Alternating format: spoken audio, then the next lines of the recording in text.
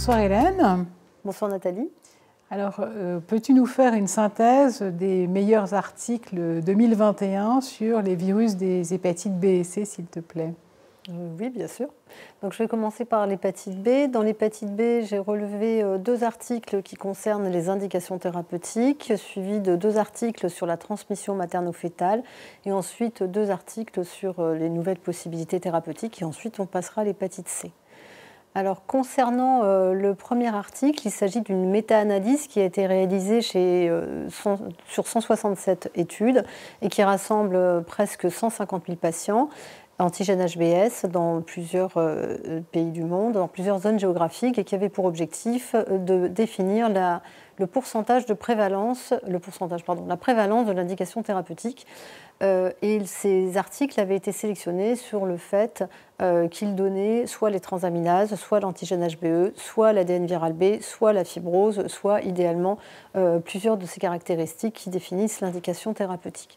Donc on voit sur ces différents articles que le statut antigène HBe était disponible dans 3/4 des articles, les ALAT dans la moitié des articles, l'ADN viral B avec des seuils supérieurs ou inférieurs à 2000 et à 20 000 dans 25 et 12% des articles. La sévérité de la fibrose était définie chez à peu près la moitié des patients, soit sur des critères cliniques, soit sur des critères échographiques, soit sur l'élastographie, soit sur la biopsie hépatique et dans un tiers des cas sur plusieurs de ces critères. Et les critères d'éligibilité au total étaient disponibles uniquement dans un article sur 5. Finalement, que donne cette étude? L'antigène HBe était positif chez 18% des patients, les transaminases étaient élevées chez 31% des patients, l'ADN était supérieur à 2000 chez 22% des patients et supérieur à 20 000 unités par millilitre chez 10% des patients. Un chiffre vraiment très important, c'est le pourcentage de patients qui avaient une cirrhose dans cette méta-analyse. Il s'agissait de 10% des patients, donc c'est vraiment un chiffre à retenir. Et concernant le pourcentage de patients qui présentaient des critères d'éligibilité au complet, ce pourcentage variait de 10 à 20% en fonction des critères d'éligibilité, des critères qui étaient considérés soit EASL, soit ASLD, soit OMS. Donc, que faut-il retenir de cette étude? C'est qu'il y a 10% des patients qui nécessitent un traitement en urgence puisqu'ils sont déjà cirrhotiques. Donc, comme la prévalence dans le monde des patients antigènes HBs+, est de 260 millions, ça fait déjà 26 millions de patients à traiter rapidement. Et il y en a encore autant à traiter sur les autres critères d'éligibilité. Il faut rapprocher en fait ces chiffres de ce qui est actuellement fait dans le monde. Dans le monde, il faut savoir que seulement 10% des hépatites B sont diagnostiquées et 17% de ces 10%, c'est-à-dire seulement 1,7% des patients sont traités, c'est-à-dire 4,4 millions. Donc on est vraiment loin des 50 millions de personnes à traiter. Alors, une autre étude a été réalisée aussi qui remettait un petit peu en cause l'indication thérapeutique, c'est l'étude TORCH-B, qui est une étude qui a ciblé des patients non cirrhotiques avec une virémie significative parce que l'ADN viral était supérieur à 2000 unités par millilitre, qui n'avaient pas de cirrhose et avec des transaminases entre 1 et 2 fois la normale. En fait, ce qui est dit dans la plupart des guidelines, c'est que quand les transaminases sont supérieures à 2 fois la normale, le patient a une indication thérapeutique, mais les patients qui sont entre 1 et 2 fois la normale sont un petit peu entre deux eaux et ils ne sont pas traités selon toutes les recommandations. Donc là, il s'agissait au total de 160 patients qui recevaient soit du tenofovir pendant 3 ans, soit un placebo pendant 3 ans, avec un objectif de l'étude qui était histologique. Et donc les patients ont eu une biopsie hépatique au début du traitement et à la fin des 3 ans. Le but, c'était de regarder quel était le pourcentage de patients qui progressaient en score de fibrose, qui était en ISHAC, et quel était le pourcentage de patients qui allaient progresser en score d'inflammation. Et cette fois-ci, le score a été évalué en score de Knodel. Et donc, comme on peut le voir sur cette étude, dans l'encadré rouge, en ce qui concerne la fibrose, le fait d'être traité par tenofovir permettait d'avoir moins de progression que le fait de recevoir du placebo. Et quand on regarde l'histogramme de droite, par contre, il n'y avait pas de différence significative en termes d'inflammation. Alors, il faut quand même préciser un petit peu les caractéristiques des patients. C'était majoritairement des hommes avec un âge médian qui était à 44 ans. 21% avaient un antigène HBe positif. L'ADN était en moyenne à 5,5 log. L'antigène HBS était en moyenne à 3,1 log. Et en score de fibrose exprimé en Ishak, on avait 12 patients qui avaient un score Ishak de fibrose à 3 et 7% des patients qui avaient un score à 4. Donc la conclusion des auteurs était que finalement le traitement par tenofovir va diminuer le risque de progression de la fibrose chez les patients qui sont comme ça entre deux os avec des transaminases entre 1 et 2 fois la normale, mais sans avoir d'effet significatif sur les lésions d'inflammation. Donc on dit aux cliniciens, on retient pour les cliniciens qu'il faut être plus large dans nos indications thérapeutiques, c'est la conclusion de l'étude ? Alors, c'est la conclusion de l'étude. Le problème, c'est qu'en fait, si on regarde bien les caractéristiques de ces patients, et en particulier déjà sur la fibrose, on sait que le score de fibrose A3 en Ishak est équivalent à une fibrose modérée F2 en métavir. Donc, ces patients-là devraient être traités. Ça concerne 12% des patients. Et les patients qui ont un score de fibrose en Ishak qui est à 4, c'est un équivalent de lésion pré-cirrhotique, c'est-à-dire métavir 3. Et là, on est à 7% des patients. Donc finalement, sur ces 160 patients qui ont été randomisés, finalement, on a au moins 20% des patients qui auraient de toute façon dû être traités. Donc je trouve qu'il est difficile finalement de tirer une conclusion vraiment pratique de cette étude. Ensuite, deux articles concernant la transmission materno-fétale. Ce sont dans les deux cas des méta-analyses qui ont été publiées dans le Lancet. La première méta-analyse a réuni des données sur 129 études randomisées ou non qui évaluaient l'efficacité de la prophylaxie de la transmission materno-fétale par analogue nucléosidique ou nucléotidique, soit versus placebo, soit versus pas de prophylaxie. Et de façon très claire, sur un grand nombre d'études, avec des études qui avaient utilisé soit la lamivudine, soit la telbivudine, soit le tenofovir, il a été montré que le risque relatif de transmission materno-fétale global était à 0,16 dans les études où ils utilisaient le tenofovir et donc réduisait significativement le risque de transmission materno-fétale. Là, sur la diapositive, j'ai mis uniquement les études qui concernaient le tenofovir, mais les résultats sont équivalents avec la lamivudine et la telbivudine. La deuxième réponse importante de cette étude a été réalisée à partir d'une analyse post-hoc et les auteurs ont regardé s'il était plus efficace de traiter les patientes avant la 28e semaine de grossesse plutôt qu'après la 28e semaine de grossesse, toujours en termes de prévention de la transmission materno-fétale. Et donc là, les études qui ont été reprises concerner des patients traités par les trois analogues que j'ai cités. Et si les patientes prenaient leur traitement avant la 28e semaine de grossesse, on avait vraiment un risque bien moindre de transmission materno-fétale par rapport aux patientes qui ont pris leurs analogues après la 28e semaine. Donc finalement, la conclusion de cette méta-analyse, ça confirmait de façon définitive l'utilité de la prophylaxie de la transmission materno-fétale chez les femmes. Et cette prophylaxie doit être commencée, si possible, avant la 28e semaine de grossesse. Donc il faut qu'on change peut-être nos recommandations parce que nous, on était un petit peu plus laxistes et on était plutôt au début du 3e trimestre, entre 28 et 32 semaines d'aménorrhée. Oui, je pense qu'il faut faire attention parce qu'en fait, le but, c'est vraiment d'obtenir une virémie qui soit la plus faible possible au moment de l'accouchement. Et comme il y a quand même un certain nombre de patientes qui vont avoir des accouchements prématurés, c'est vraiment très important qu'on ait ces 3 mois-là minimum. Donc, ce n'est pas grave à la rigueur si on a 4 mois. Le risque de prendre un mois de plus de tenofovir est bien inférieur au risque qu'encourt l'enfant qui aura une transmission materno-fétale. Alors, la deuxième étude avait pour objectif de bien préciser le seuil d'ADN viral B à partir duquel il faut donner cette prophylaxie par analogue à la mère pour éviter la transmission materno-fétale en supposant que l'enfant ait bien sa séroprophylaxie à la naissance, au moins par vaccination. Et donc, dans cette méta-analyse qui a repris un très très grand nombre d'études, environ 60, on voit que le risque de transmission materno-fétale est beaucoup moins important si les femmes ont un ADN viral B qui est inférieur à 5,3 log. Et à ce moment-là, le risque de transmission materno-fétale chez un enfant qui va être vacciné à la naissance sera de 0,04%. Donc c'est vraiment ce seuil dont il faut se servir. Et ce seuil permet de prédire la transmission materno-fétale, enfin la prévention de la transmission materno-fétale, pardon, avec une sensibilité qui est à 88% et une spécificité qui sera à peu près à 90% aussi. La deuxième question de cette étude, c'est est-ce qu'on peut remplacer l'ADN viral B par l'antigène HBE, et ça va concerner surtout les pays qui sont à faible revenu, qui ne disposent pas forcément de l'ADN viral B, ou alors s'ils en disposent, finalement les résultats vont revenir trop tardivement pour permettre une prophylaxie à temps chez la mère pour éviter la transmission materno-fétale.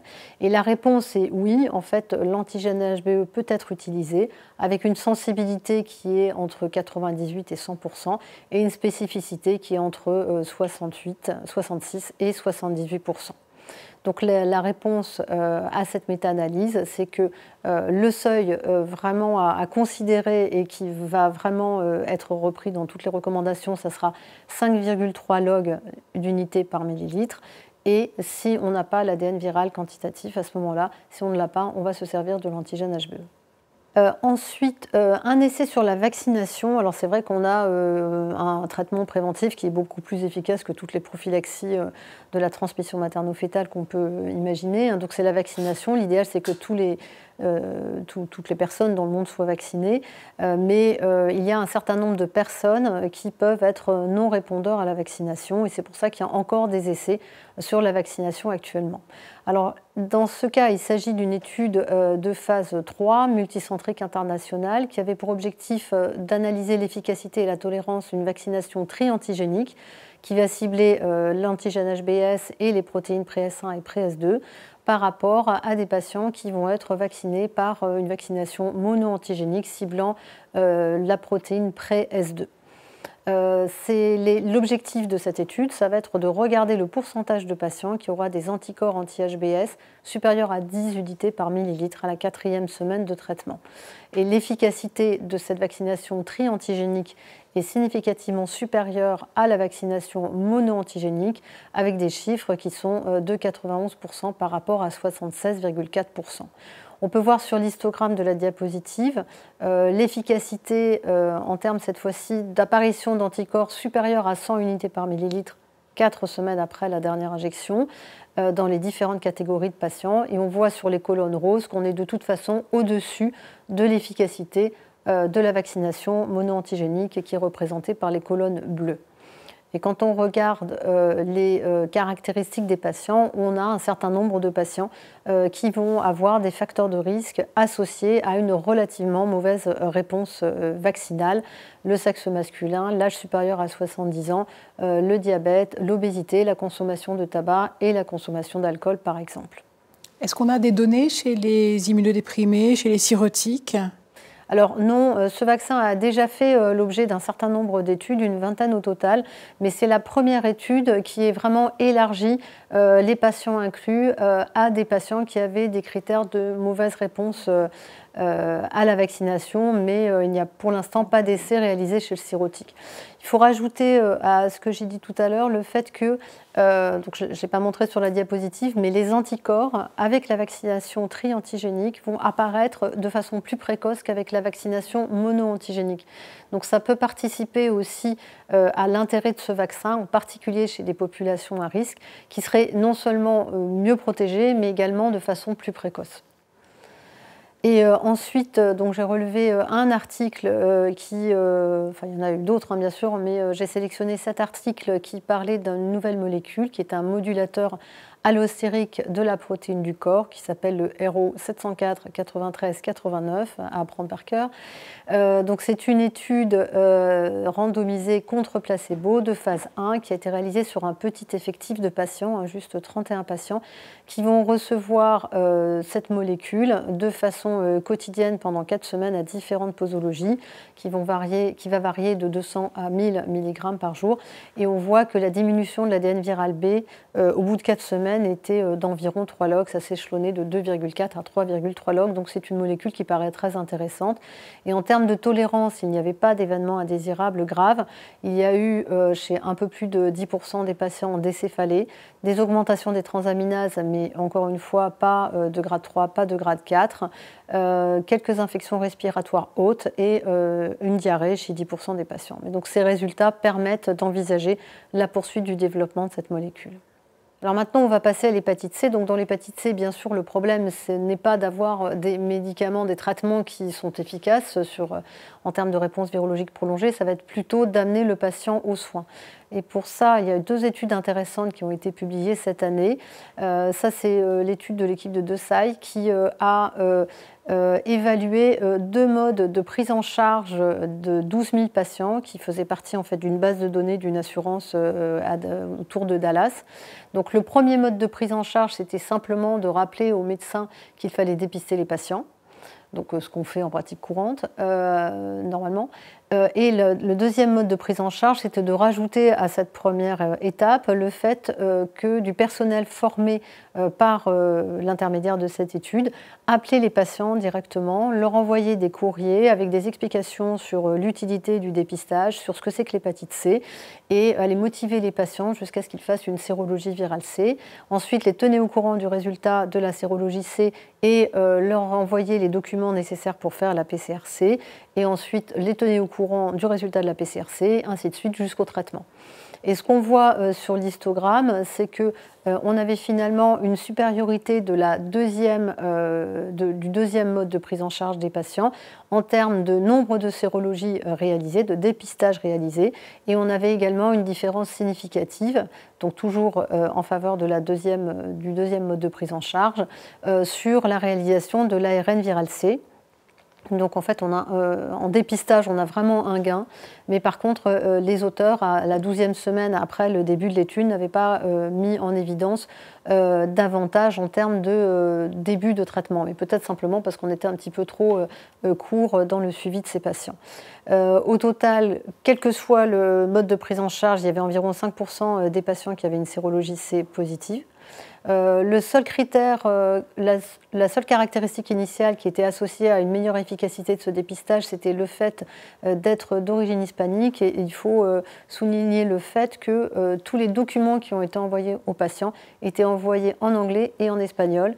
Et le personnel de l'étude qui était formé à appeler les patients était également hispanophone, et donc ça peut avoir vraiment un intérêt. Alors bien sûr, il y a eu une évaluation des coûts, on était à peu près à $260 par sérologie réalisée, utile, c'est-à-dire positive, $8 000 pour un ARN VHC positif et $41 000 à peu près pour une nécessité d'indication thérapeutique.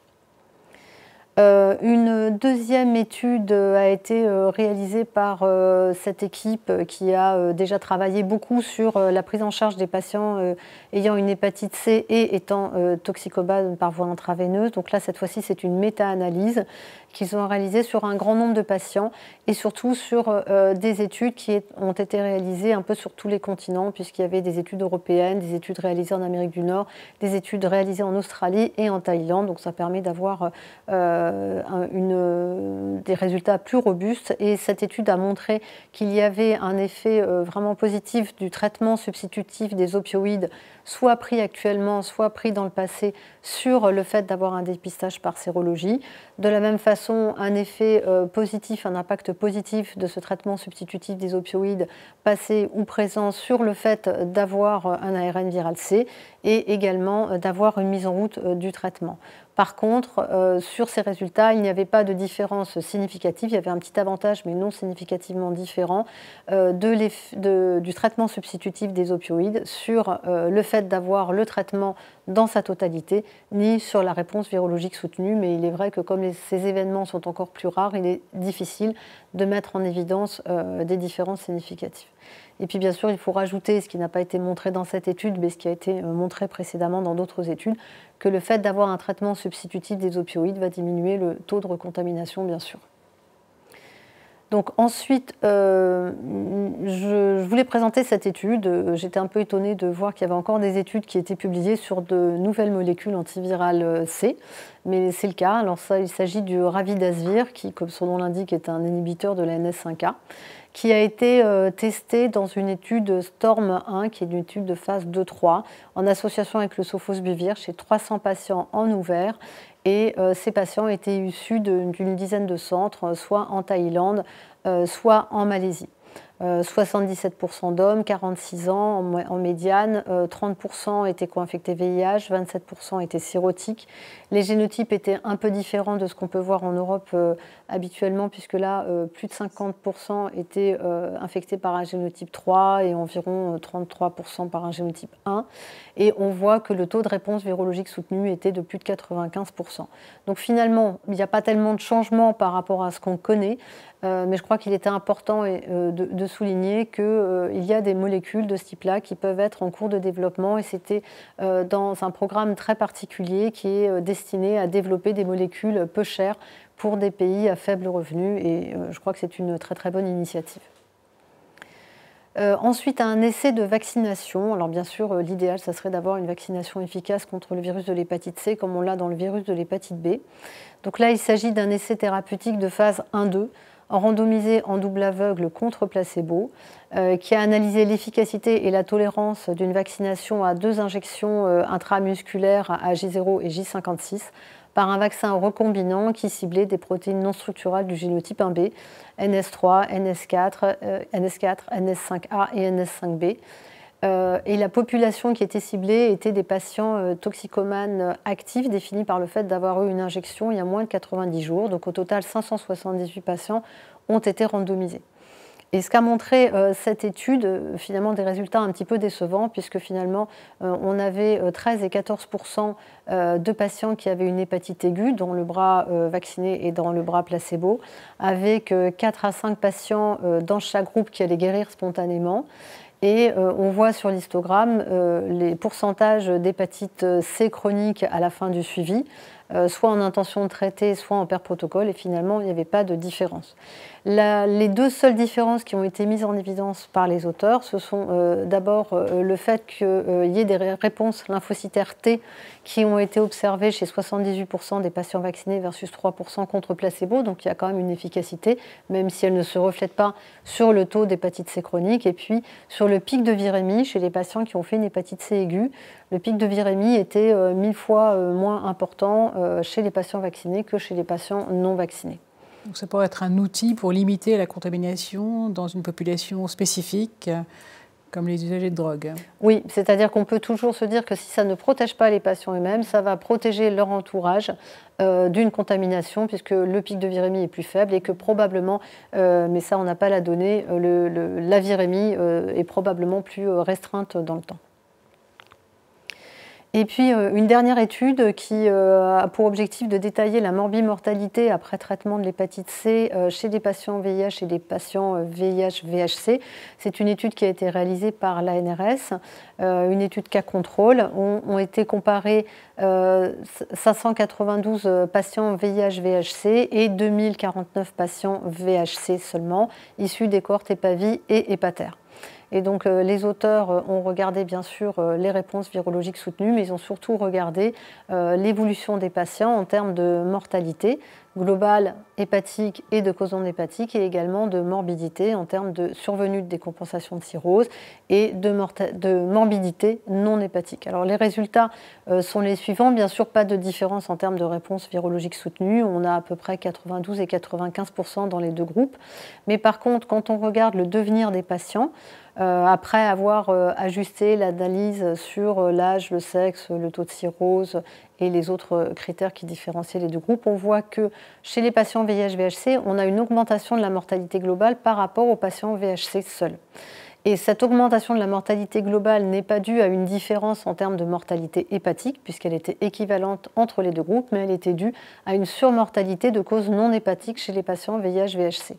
Ça, c'est pour la mortalité. Maintenant, quand on regarde les événements en termes de morbidité, il n'y avait pas plus d'événements hépatiques en termes de décompensation de cirrhose, cholangiocarcinome et carcinome hépatocellulaire pas de différence entre les deux groupes. Par contre, il y avait une augmentation de l'incidence des cancers non hépatiques chez les patients VIH-VHC par rapport aux patients VHC seuls.